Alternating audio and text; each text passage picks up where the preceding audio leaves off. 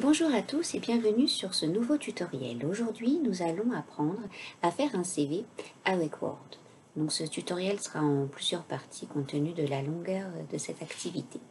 Donc le CV est composé, comme nous l'avons vu en cours, de plusieurs parties.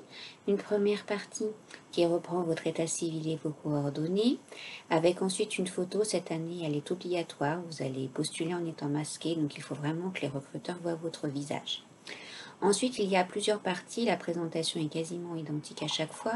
Un titre et des informations, donc sur votre formation, sur vos expériences professionnelles, sur vos compétences professionnelles. Vous ne les avez pas encore acquises, mais vous les aurez au moment du départ en PFNP.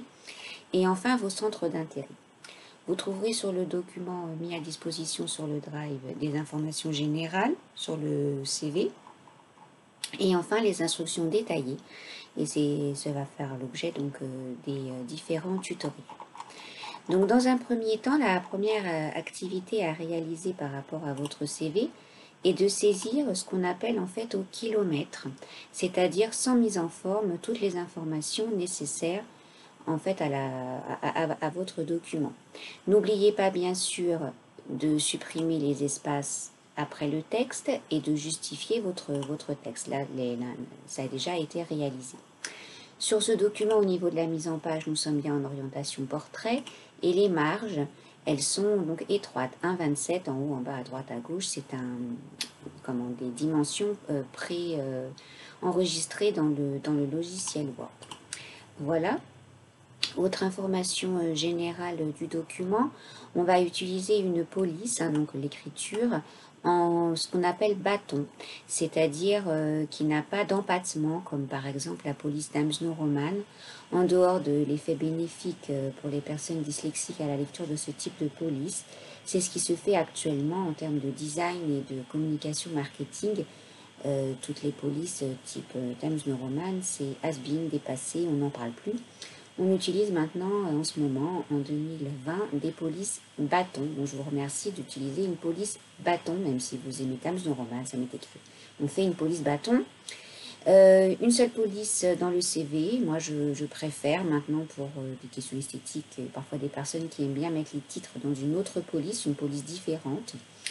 Limitez-le, voilà, ou alors c'est une couleur, deux couleurs maximum, pareil pour les polices, sachant que nous n'avons pas d'imprimante couleur au lycée, donc ça n'a pas tellement d'intérêt d'utiliser la couleur. Maintenant, si vous l'envoyez par mail, effectivement, avoir un peu de couleur, ça peut être sympa, mais limitez-vous aussi à noir plus une couleur, le rouge, le bleu, le vert, des couleurs assez... le jaune, par exemple, est à éviter puisqu'il ne s'imprime pas bien du tout. Donc voilà, au niveau des informations générales, qu'est-ce que je peux vous dire d'autre? Voilà, donc ça c'est un peu pour la première partie, pour la présentation du CV. Donc je vous laisse saisir votre texte. Pour ce petit caractère-là, c'est fait avec la touche de tabulation de votre clavier. C'est la touche qui se trouve à côté du A. Qu'est-ce qu'il y a d'autre à voir? Bien, écoutez, c'est tout. Oui, dans les centres d'intérêt, c'est bien sûr des exemples. Vous mettez bien sûr ce qui vous concerne. Si vous n'en avez pas, vous ne mettez rien, mais je suis sûre que vous allez trouver quelque chose. Et après, au niveau des diplômes, pareil, vous n'avez pas tous obtenu le diplôme national du brevet. Ce n'est pas grave, si vous ne l'avez pas, vous ne le mettez pas. Et pareil pour toutes les attestations routières diverses et variées. Voilà, il faut personnaliser.